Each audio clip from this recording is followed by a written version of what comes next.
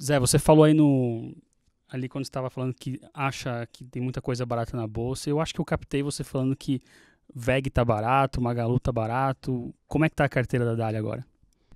Legal. Ah, a gente, ao invés de pensar em nomes individuais, a gente às vezes acha que é melhor pensar em temas.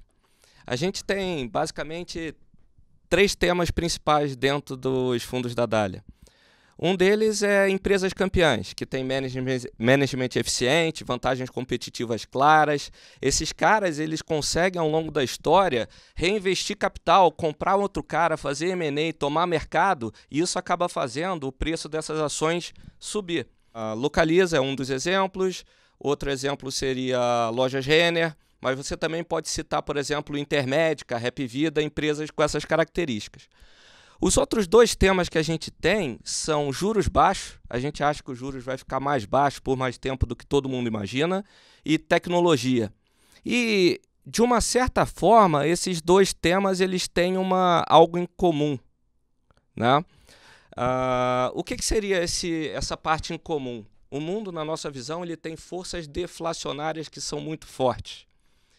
Algumas delas seriam demografia, o mundo está envelhecendo. Quando você tem um mundo envelhecendo, tem menos consumo, por isso tem menos PIB, por isso tem menos inflação. Um outro elemento é dívida alta. Você tem um mundo que é muito endividado. Quando as empresas estão endividadas, as famílias, os governos, isso fica difícil para eles tomarem novas dívidas e, por causa disso, tem menos crescimento e menos inflação. E o terceiro fator de deflacionário é tecnologia. Esse é o que eu acho que vale mais a pena chamar a atenção, porque muitas vezes a gente vê o debate falando ao nível de empresa. A Magazine Luiza, a TOTUS, a Amazon, a Google. E esse debate ele é muito profundo, é verdadeiro, está correto. Mas tem um negócio que acaba rodando por trás disso que é maior, que é a lei de Moore. O Gordon Moore ele foi o fundador da Intel. Em 1965 ele fez uma previsão que ficou muito famosa. Ele previu que a velocidade de processamento dos computadores ia dobrar periodicamente. E essa previsão se mostrou correta. Nos últimos 50 anos, a cada 18 meses, a velocidade de processamento dos computadores dobrou. Por que isso acontece? Porque eles pegam um chip de computador e usam esse próprio chip para fazer um computador melhor, um chip melhor ainda. E esse processo vai se repetindo. O que isso quer dizer? Isso quer dizer que nos próximos 18 meses, a velocidade de processamento dos computadores vai aumentar o mesmo tanto que aumentou nos últimos 50 anos. Gente, essa parada é bizarra.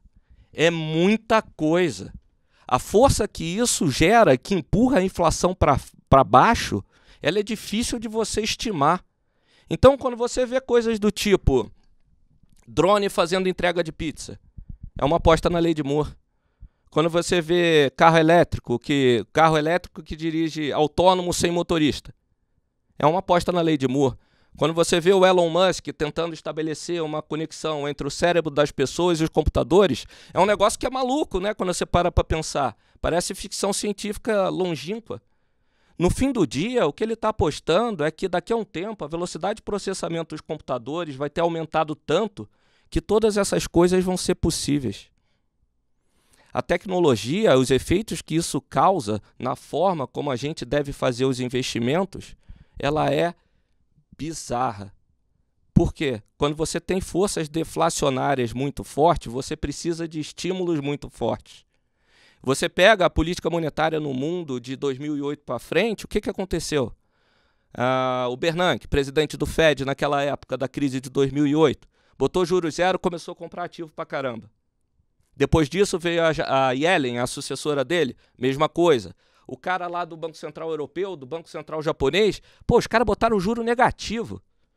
E mesmo assim, se você pega e calcula a inflação dos países desenvolvidos nos últimos 12 anos, foi abaixo da meta.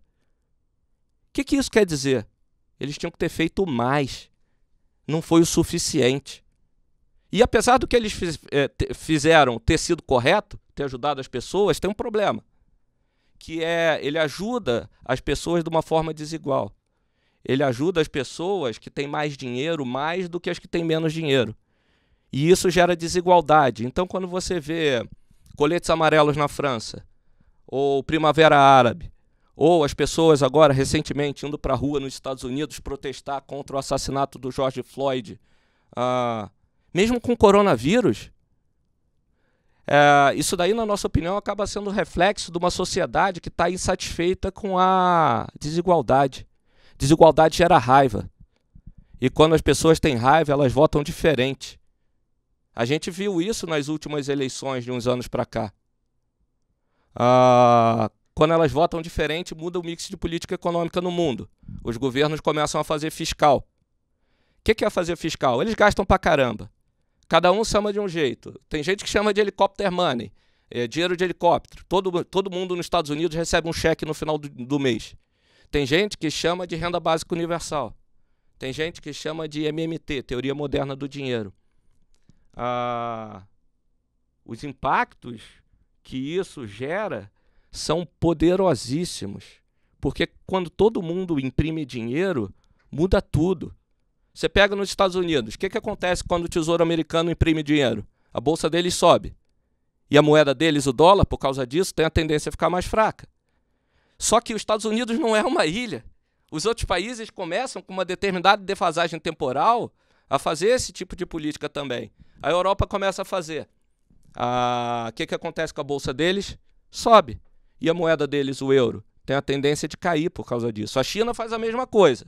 Quando a China faz isso, faz estímulo de crédito, corta juros, corta compulsório, a bolsa deles sobe, o renminbi, a moeda deles fica mais fraca.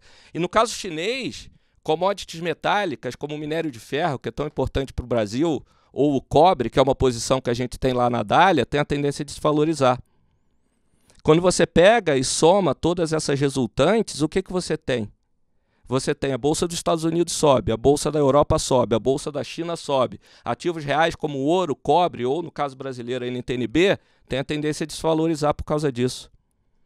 Esse é um negócio que é uma mudança muito profunda que aconteceu nos últimos 6 a 12 meses, que vai ter muito mais gente falando daqui para frente, na nossa opinião. O posicionamento dos fundos da Dália, o Dália Total Return, o Dália Global, eles refletem essa visão sobre o mundo. A gente está comprado em bolsa no Brasil, bolsa nos Estados Unidos, bolsa na Europa, bolsa na Ásia. A gente está comprado em ativos reais como ouro, cobre e NTNB, e a gente está com hedge em moeda forte, majoritariamente o dólar norte-americano por causa disso.